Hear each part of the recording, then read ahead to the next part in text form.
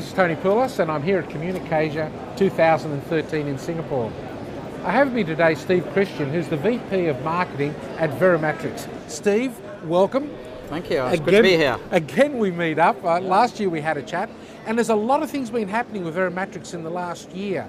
Could you fill me in on what that is first, and let's cut into what's happening in the Asia market in particular. I'll try to provide you a little thumbnail sketch, but yeah, we feel we're being tremendously successful at the moment, and this is a function of our focus on multi-network security, revenue security for operators that spans traditional broadcast networks and IP networks. Right, now that's the trend, of course, because most operators in the region are spreading their footprint. They're doing multiple tasks and being multiple players. How are you satisfying the requirements of both the traditional delivery of content and the new IP delivery? So we have a very strong focus on cardless security, which really meets the demands of emerging markets like India, Latin America, and other places in Asia, for instance. That combination of cardless security for broadcast systems marries very well with our approach to IP security, adaptive streaming security for supplemental catch-up and on-demand services. And everyone these days, even operators who are just transitioning from analog to digital, they're all looking for a solution that has the legs to carry them into a multi-screen and multi-network capability in the future. So most of them have hybrid networks, presumably. They've got the existing delivery mechanisms moving towards IP. Can you manage both at the same time? Of course, yes. Well, in fact, we specialize in the ability to manage rights across the broadcast and IP spaces.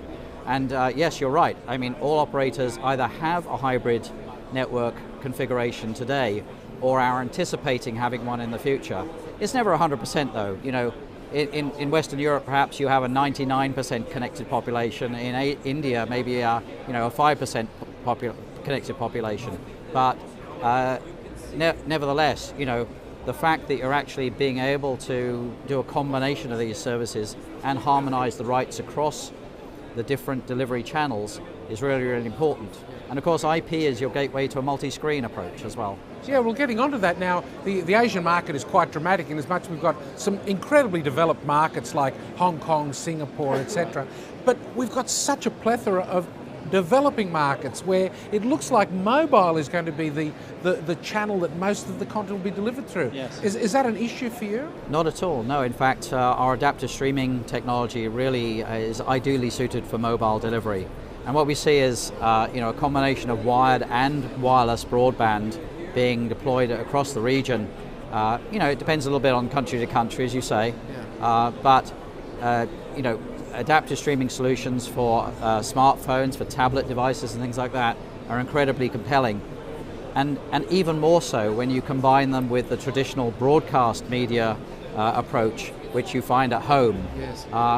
You have an at-home solution that covers all the screens around the house, and you have an on-the-go solution that covers you when you're outside the home. I think that's the kind of service that consumers are looking for in today's market. Consumers are looking obviously for that flexibility, but what about the deliverers of the content? They're still very worried about their digital rights, I presume, and security. They are. What we've been able to do as a company is build our technology and our credibility with the studios so that we can satisfy all their concerns about the IP management and about the protection of revenue streams for the operators who are delivering the content. And we keep on developing that technology so that it's applicable to all of the latest trends and devices in the tablet and smartphone space, and provides a backdrop of support for revenue-based service delivery to those devices. Now, Asia, you've been coming to Asia for a while and you've been well established here. This year, it was very hard to even get 5 minutes to talk to you. Your stand is absolutely buzzing. What's the future hold for you at Verimatrix, and is Asia a big part of that? Asia is our fastest growing marketplace today. We've grown our team here, we've grown our business here. It stretches across the gamut though. I mean, India is a very hot market for us. They go through digitalization. We're supplying a lot of set-top box devices at low price points in that marketplaces, and really satisfying demand in a place like India for transition to a digital economy, digital broadcast economy.